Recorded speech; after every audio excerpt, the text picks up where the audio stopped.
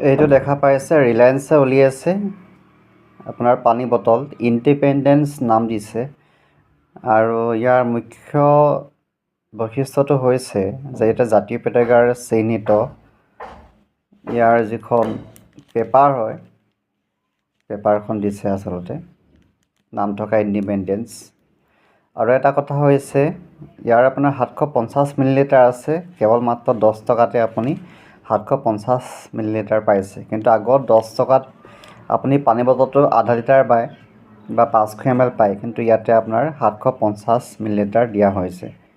কিন্তু এইটো কথাটো হৈছে কি যে ৰিলায়েন্সৰ ফালৰ পৰা এনেকৈ আপোনালোকৰ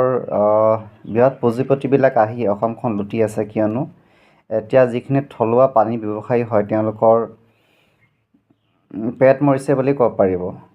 গম পাইছেনে কাৰণ ৰিলায়েন্স হৈছে ডাঙৰ কোম্পানী হয় তো তেওঁলোকে দিব পাৰিব 750 মিলিলিটাৰ 10 টকাতে কিন্তু আমাৰ যিখিনি থলুৱা বা লোকেল ব্যৱসায় আছে তো তেওঁলোকেতো দিব নোৱাৰে ন ফলত কি হৈছে এটা ৰিলায়েন্সে গোটেই আমাৰ থলুৱা ব্যৱসায়ীখিনি বা লোকেল ব্যৱসায়ীখিনি আচলতে পেট মাৰিছে ব্যৱসায়টো মানে মাৰি দিছে তেওঁলোকৰ দেখিছেনে এটা মানুহে চাওক আপোনালোকৰ এই 10 টকাতে যিমান মানে 750 লিটাৰটো এতিয়াই কিনিব নহয় জানো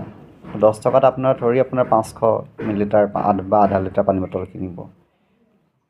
তো ৰিলায়েন্সে আচলতে পেট মাৰি দিছে দেই ব্যৱসায়ীখিনি